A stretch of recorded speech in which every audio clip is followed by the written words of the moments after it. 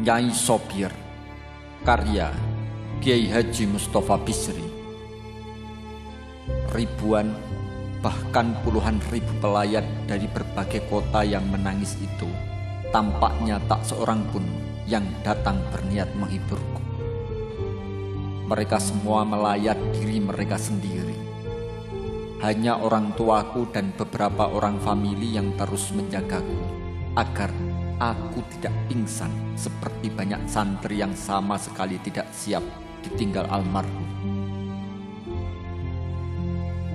Almarhum sejak selesai dimandikan dan dikafani sudah sepenuhnya milik mereka para pelayat diri mereka sendiri itu. Mereka bawa almarhum ke masjid yang sudah penuh sesak untuk mereka sembahyangi. Aku setengah sadar mengikuti upacara pelepasan jenazah. Kiai Salman, sahabat almarhum, yang memberi sambutan atas nama keluarga. Lalu beberapa kiai dari berbagai daerah memanjatkan doa. Tapi aku tak tahu persis siapa mereka. Aku hanya asal mengamini. Hari berikutnya dan berikutnya, banjir jamaah laki-laki perempuan tak susut meluapi makam dan masjid pesantren kami. Alunan tahlil dan doa seolah tak pernah putus dari pagi hingga malam hari. Mereka meratapi kepergian almarhum yang selama ini mereka anggap guru dan bapak, sandaran mereka.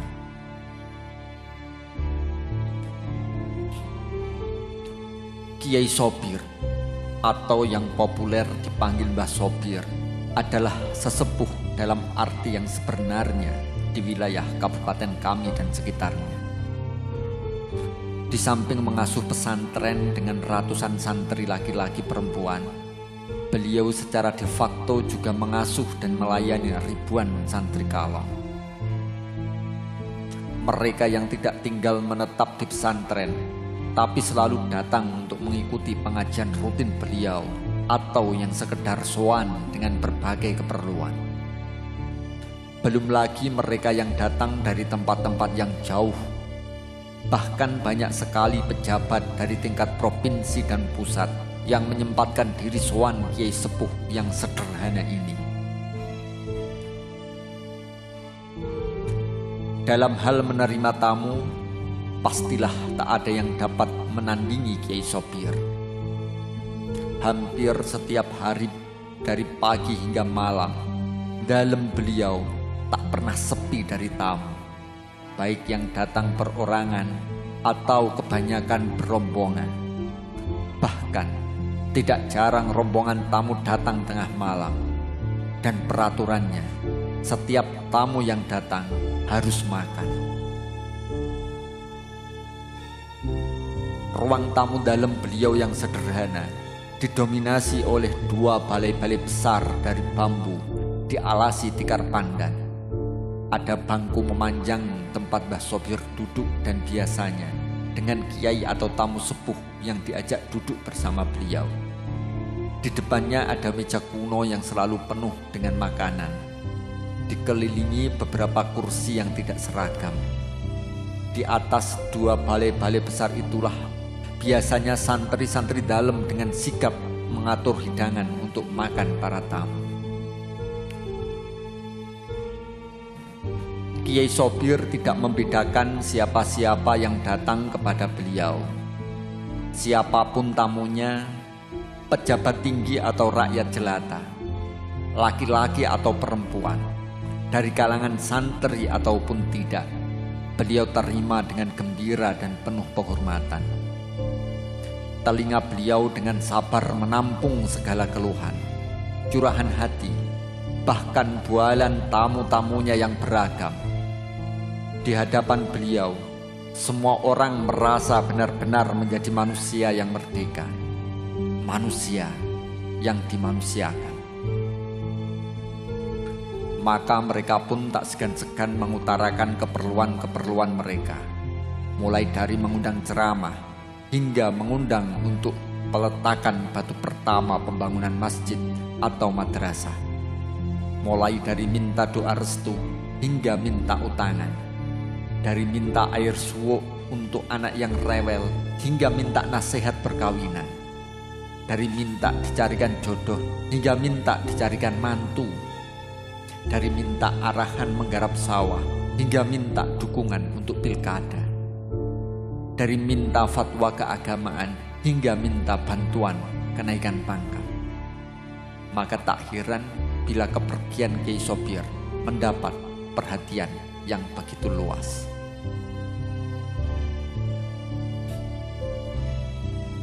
Semua perhatian hanya tertuju kepada almarhum.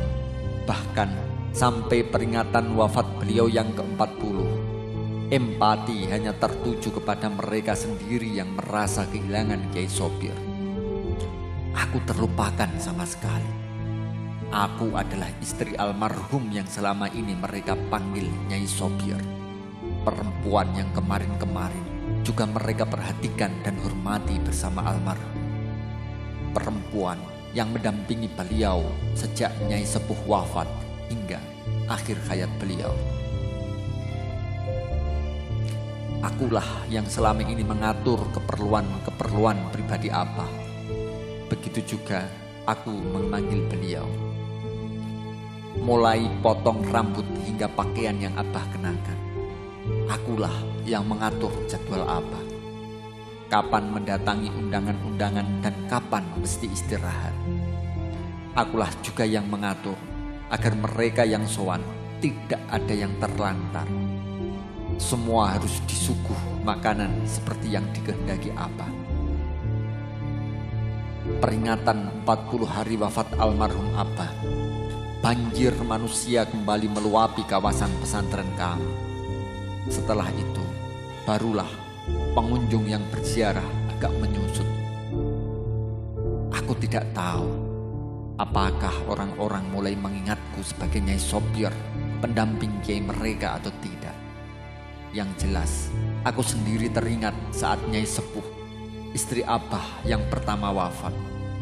Teringat beberapa bulan kemudian, aku yang kala itu nyantri di pesantren Abah dan baru berumur 20 tahun, dipinang Abah melalui seorang tokoh masyarakat di desaku.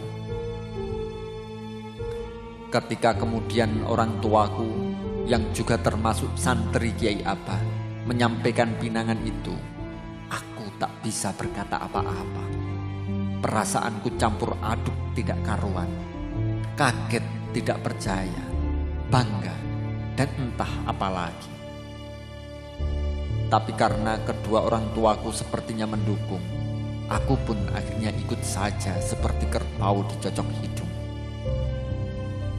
Walhasil, jadilah aku Nyai Sopir, istri seorang kiai besar yang dihormati, tidak hanya di wilayah kota kami saja. Kiai yang bila ada pembesar datang dari ibu kota, tidak pernah terlewatkan dikunjungi dengan skala penghormatan. Sebagai pendamping kiai sekali berapa, aku mempunyai sedikit modal. Di samping berwajah lumayan, aku hafal Al-Quran dan di pesantren bagian putri, aku menjabat sebagai pengurus inti.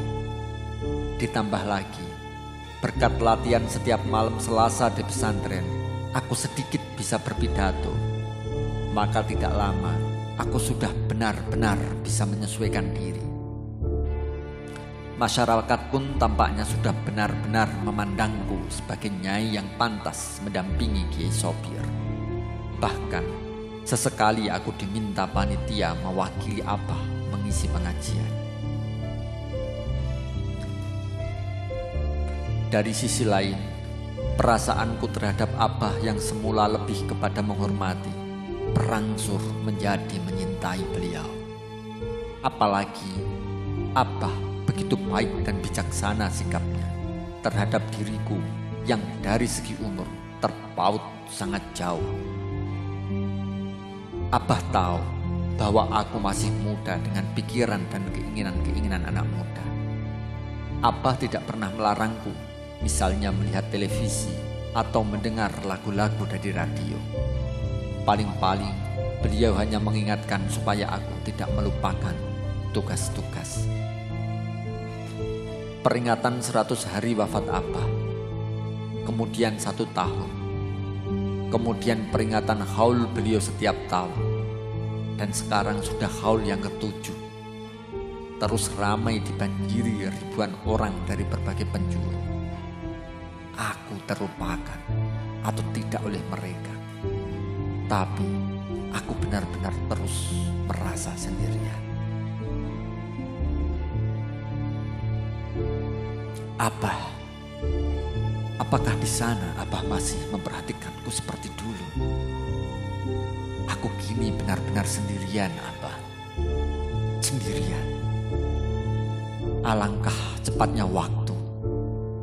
Alangkah singkatnya kebersamaan kita. Kini tak ada laki-laki yang kuurus sehari-hari. Tidak ada orang yang selalu memperhatikanku, yang menasehati dan memarahiku. Dan persis seperti kata Titik Puspa dalam salah satu tempat, tidak ada lagi tempat bermanja. Aku mencoba sebisaku ikut mengurus pesantren tinggalan Abah. Alhamdulillah, ustadz-ustadz yang gede-gede masih setia mengajar di madrasah dan pesantren kita. Pengurus pesantren juga masih menganggap aku nyai mereka, dan mereka taati seperti saat Abah masih hidup.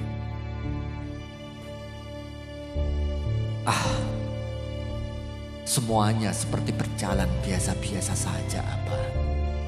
Hanya setiap malam ketika aku sendirian, aku selalu teringat Abah. Pedih rasanya tak mempunyai kawan berbincang yang seperti Abah, yang setia mendengarkan celotehku meski sepele, yang siap membantu memecahkan masalah yang aku lontarkan.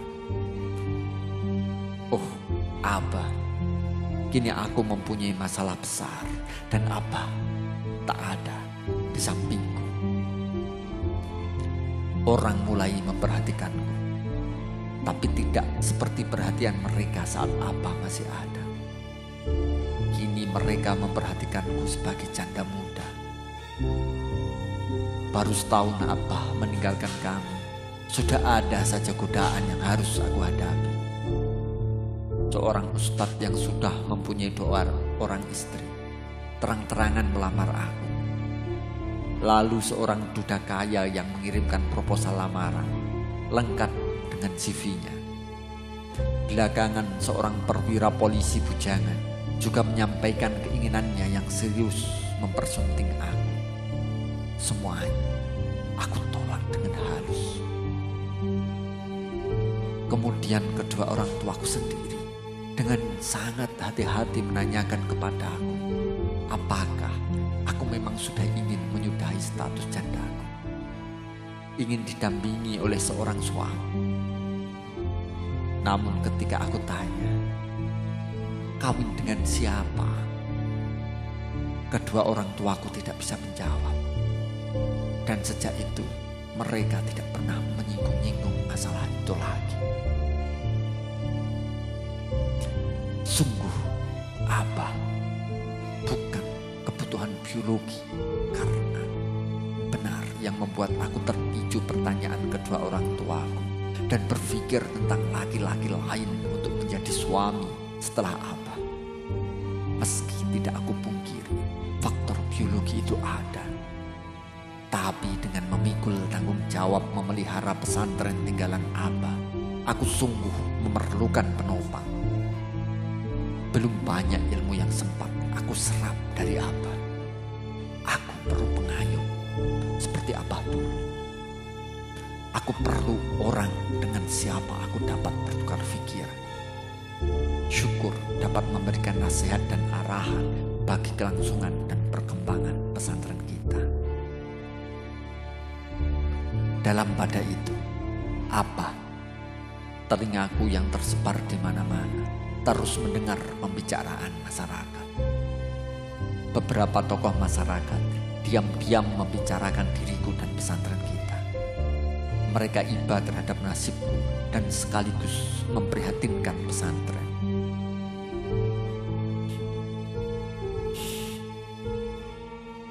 Mereka sadar bahwa aku masih muda, dan di sisi lain pesantren kita butuh kiai laki-laki seperti umumnya pesantren-pesantren yang lain. Mereka, seperti juga aku, terbentur kepada pertanyaan, siapakah laki-laki itu? Kemudian ku dengar mereka menyepakati kriteria dan syarat-syarat siapa yang boleh mengawiniku. Mereka tidak rela aku dipersunting orang biasa yang tidak selevel Abah. Mana ada orang yang selevel Abah mau mendampingiku. Masya Allah. Abah, apakah karena menjadi jandanya kiai seperti Abah, lalu aku hanya dianggap objek yang bisa tidak berhak menentukan nasib sendiri?